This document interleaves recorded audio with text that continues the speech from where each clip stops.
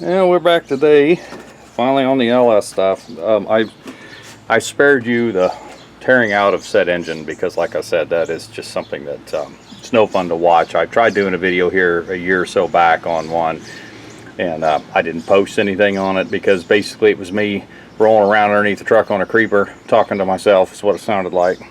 So anyway, I have cleaned the inside of this bay 5 times with Purple Power, and it's better, but sorry, I'm getting attacked by something. But as you can see, this truck was never going to rust. Look at that sway bar. I mean, I don't care how many times I've scraped and tried to, I didn't scrape that top part very well, but a wiring harness, every time I touched it, I ate. It's just a mess. So with that said, I've cleaned that as much as possible. However, I know it's really bright. I don't know what you're going to see or not see. I'll try to cover you some, but this thing is a mess. And this is a aluminum block, so this isn't like cast iron. It's a little dirty. This thing is coated. The valve cover gasket was leaking severely, along with, I am assuming, the rear main seal. And like all Gen 4s have run into, motor mounts broke on the driver's side. However, what I didn't expect was also broke on the passenger side. So I bet you this thing was a rocking and rolling if he ever had to get on it for any reason. So the first thing I'm going to do, I've actually cleaned this engine while it was in the bay 2 or 3 times, and although it did clean like the intake manifold and some of the other stuff, it did not do a very good job of cleaning everything else. So I'm probably going to go down and get some actual degreaser. I mean, the Purple Power works, but not when it's this bad. I mean, this really needs to be scraped, and I'll probably end up having to do it either way because it is just so bad. But I'm going to start taking some of it apart, probably do it off camera. Like I'm going to pull the motor mounts, the mount there on the other side for the AC, pull the coils, that kind of stuff off. I'll probably go ahead and pull this you know, that's part of the venting system for the cooling system on the Gen 4s. And I don't remember if they stopped this on some of the Gen 3s too, but I know the Gen 3 early ones, like I've had, you know, this coolant passage actually goes up into the throttle body and down, and the Gen 4s, they did away with that.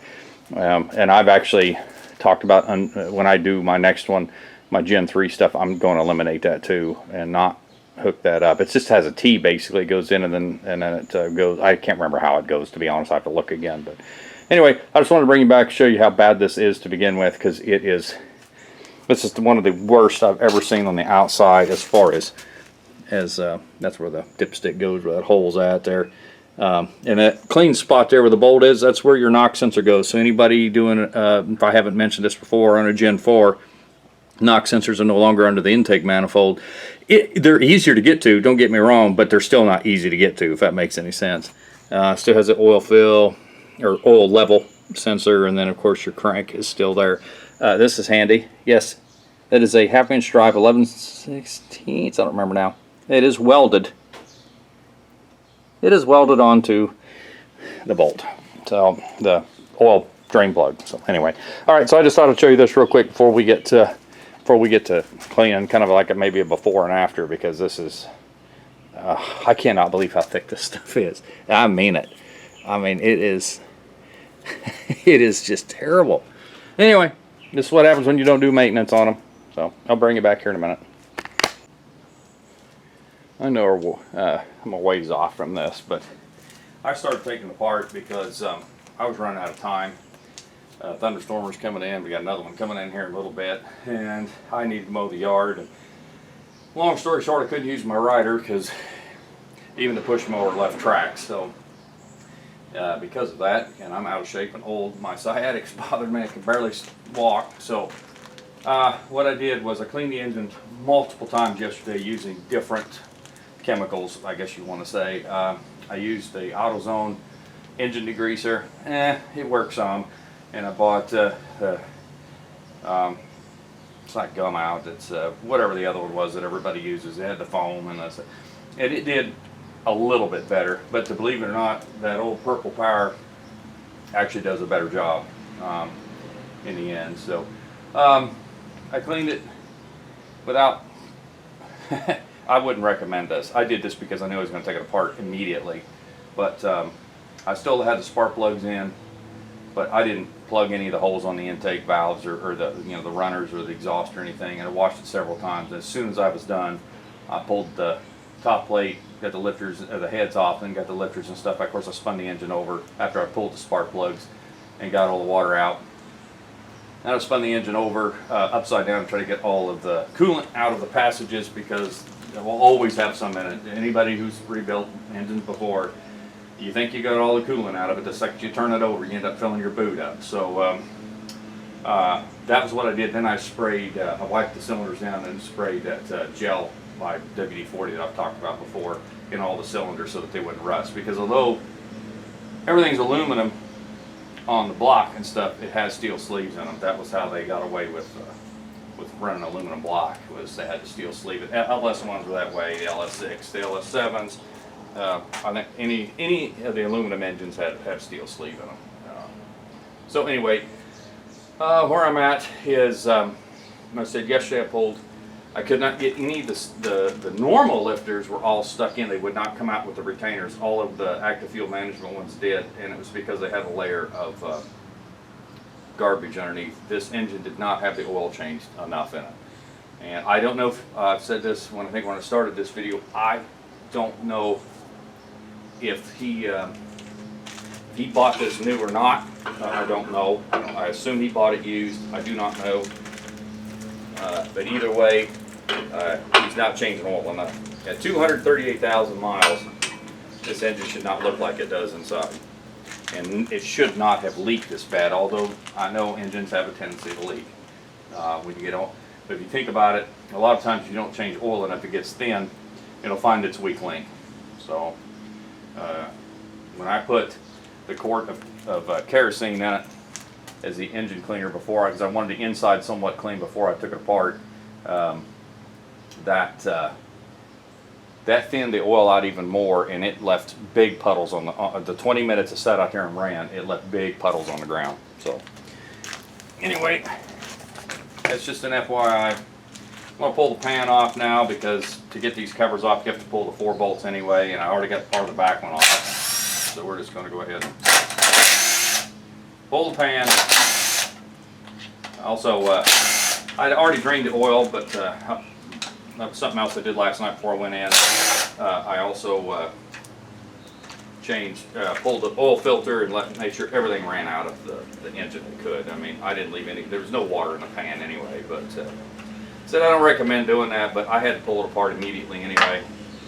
So that's why I did what I did. I know I'll have some people say, oh, you should never put water in an engine, doesn't matter what you're doing. I agree. But it has to come completely apart.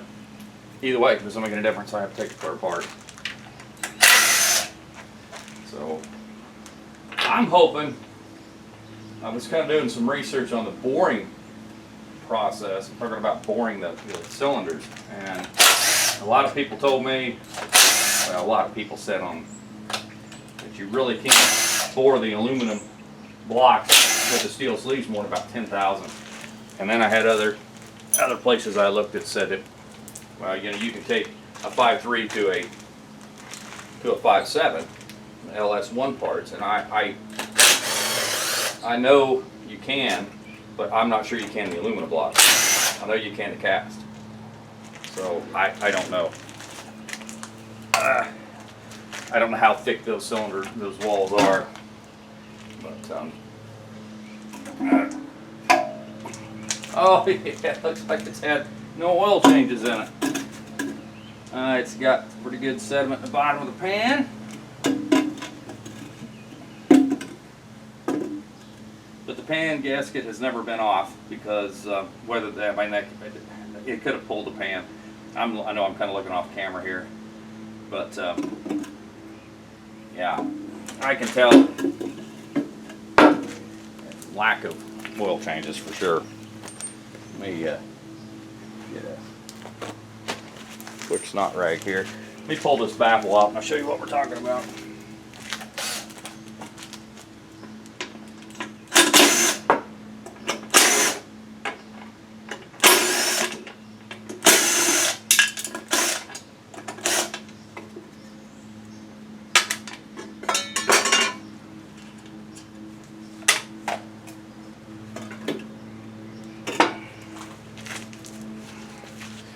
Let's see if I can pull the camera off my tripod without wearing. That's what I'm talking about. And I'm going to stick my finger down in there if you can still see it. See how thick this is. It's pretty thick. Oh, I would say 1/8 of an inch maybe, but to me it's thick. So that sediment, and you can see how dark everything is. That's almost always the case. Whenever you see the stuff sticking like that, it's a case of oil, lack of oil changes. And like I said, this thing took quite a bit of time to pick up oil pressure. When you start it, whether it was cold or hot, didn't make no difference. Move you a little closer, I guess. Not that you're going to see any better. But anyway.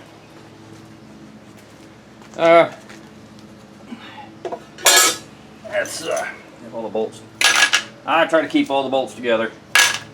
Put them back in the pan, put them back on the covers, whatever it takes, set everything in a line. Because when I start cleaning this, the bolts get separated and they're all just a little bit different length, it seems like. So, okay, since the pan's off, we can get the covers now. Might as well pull the front. Now, my impact, even at, I think I had that thing turned up like 100, 105 pounds, which you're really not supposed to do in your air tools, but 90 is usually normal. But I still couldn't get that bolt out. I still had to bring my rosebud out, heat that bolt out, because they are GM Loctites, that stuff. And of course, I pressed that thing off. You need a 3-jaw. I would have showed you how to do it, but I did on that one engine at 4.8 or whichever one it was I rebuilt. I showed you, and of course I dropped them on the floor. I didn't drop this one this time. So, but it's easy to do. Trying to hold everything at once. But that's that one's hard to get off. That bolt is always difficult to get off. So.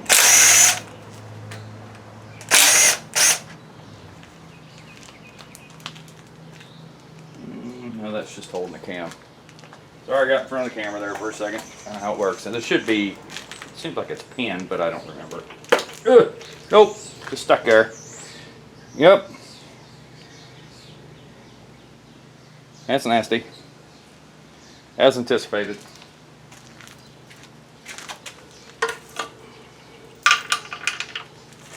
Let's see. Now the Gen 4s actually have a I probably showed you this when I did that last Gen 4. If you guys watched any of the other videos, I really don't know, obviously, but these actually have slack adjusters built into them, and that is a difference between the Gen. Well, there's several differences between the Gen 3 and Gen 4. There are some Gen 4s that still use a 24-tooth reluctor wheel on the crank. That would be the LS4, which is pretty much front-wheel drive only. That was in the SS Impalas, Monte Carlos, a couple of, some of the Pontiacs. One year, the Buick Lucerne. Anyway, that is an all-aluminum 5.3. It's called an LS4. I've talked about it before. It only fits the V6 bell housing, and I'm talking about the old style. I think you could even put the old $200 4s from the S10s attached to it. I've seen them in several of the Pontiac Fieros where they use the Get Rag 5-speed transmission will bolt up to it because it's the same V6 setup. It uses the small flex plate, small torque converter, and the bell housing off of a V6. So with that said, it's kind of that's a specific engine. So be careful when you're buying, thinking that, well, I've got an all aluminum 5.3, I'm going to go put it in something, and you bring it home and it doesn't bolt up. I mean, it kind of has the spot where you could see where that was. I'm talking about the face for the, for that, but it's not. I'm talking about for the V8 bell housing, but it's just not the same. Okay, something else is different. I know I've talked about this before.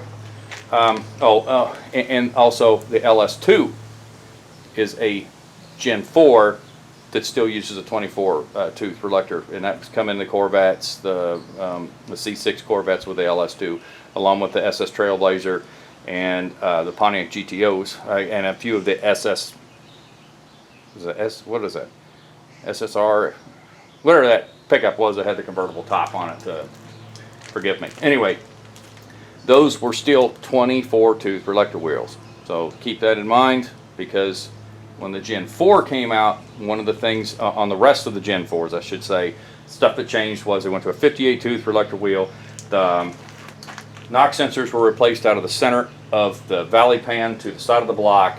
The cams are different. They actually use a single bolt camshaft instead of the 3-bolt like the Gen 3s had.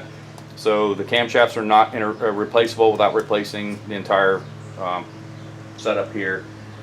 Of course, the cam sensor was relocated from the back of the engine on top because of the active fuel management, and it was relocated to the front, which this is where it picks up its signal, is on your timing, your upper timing chain gear. So anyway, there's some things that changed. Let me get back after this. I know we've talked about this before, but I want you guys to just kind of remember all that stuff, because it is important to remember.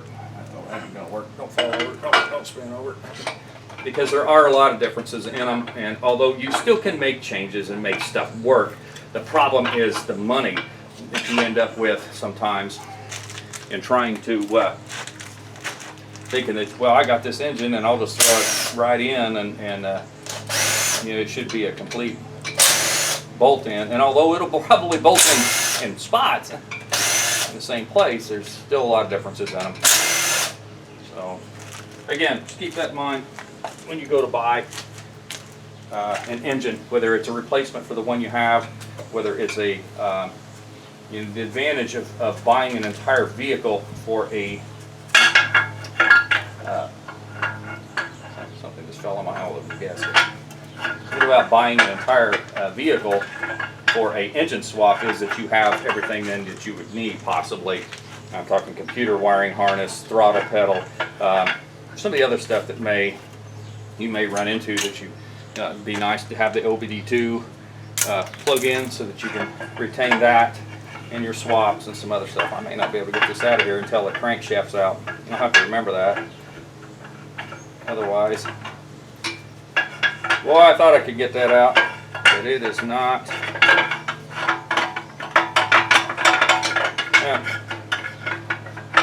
No, it's not going to let me.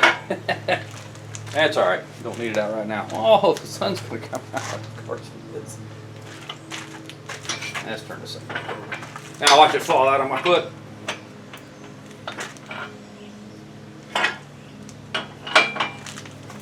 That's the only bolts I left on there, with just some top ones on that plate. That's why you didn't hear me take a bunch of bolts out. It was because I didn't really need to.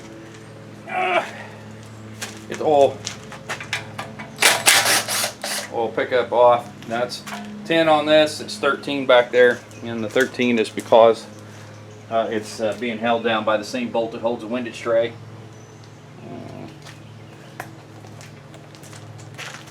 And there's actually 2, so keep that in mind. You've got one here, and then like how I said, you got one here.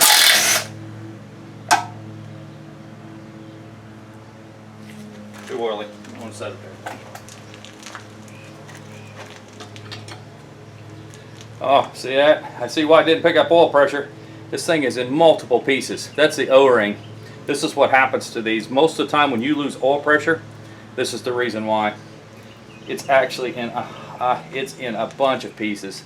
There's still a bunch inside the pan, or the pump.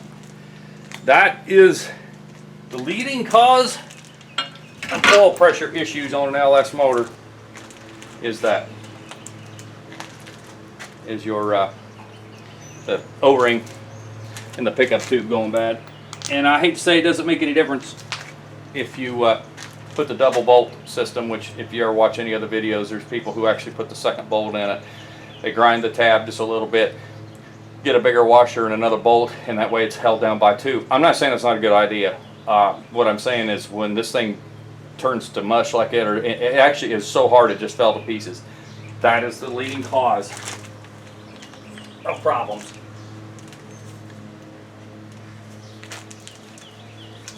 So with oil pressure, so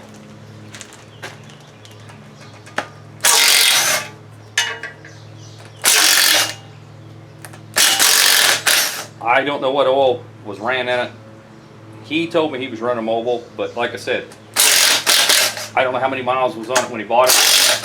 And if he bought it new, I don't think that he ran the mobile the whole time.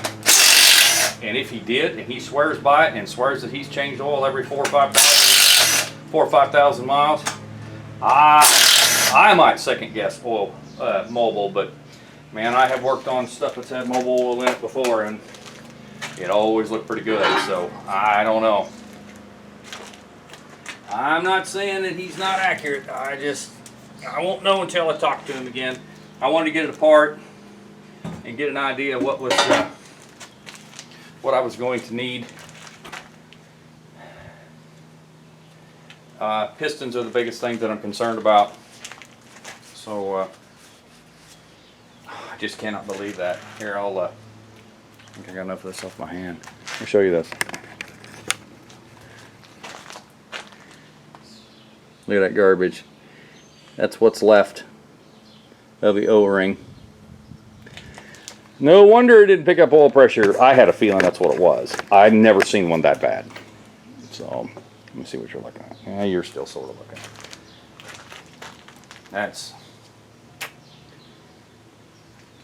Here's the thing. I'm glad he brought it in when he did, because this thing wasn't going to last much longer. That's a fact. She was on borrowed time. Get the oil pump off.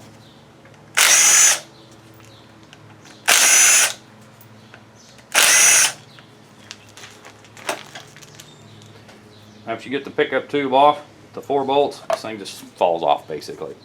So, like I said, these things are pretty simple to work on once you get the hang of it. And the timing set I bought came with that slack adjuster, because I had a feeling we were going to need it.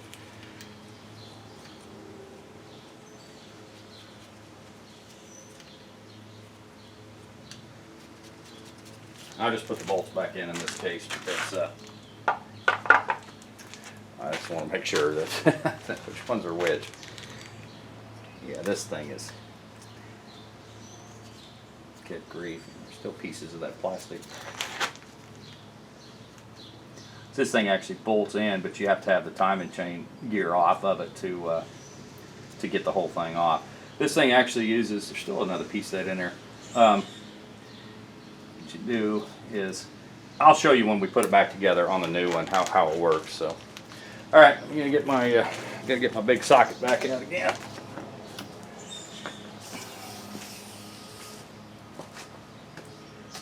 And where'd I put it? There it is. Should be 15/16. Still seeing? It just fell apart. The slack adjuster just fell apart. I mean, broke and fell apart. And that may have been my fault, putting a little bit of pressure on it. So I'm not going to cuss him on it. But you can see how bad that timing chain is, though. Yeah.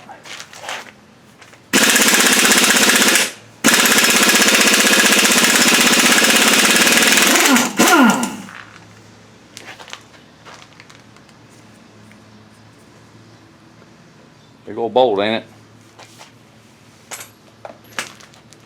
I can't believe that thing fell apart like it.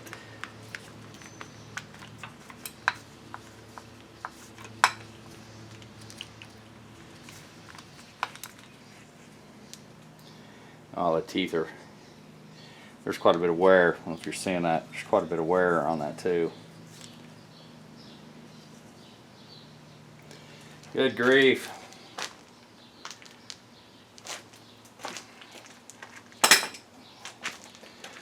Sometimes this has to be pressed off using the same tools. So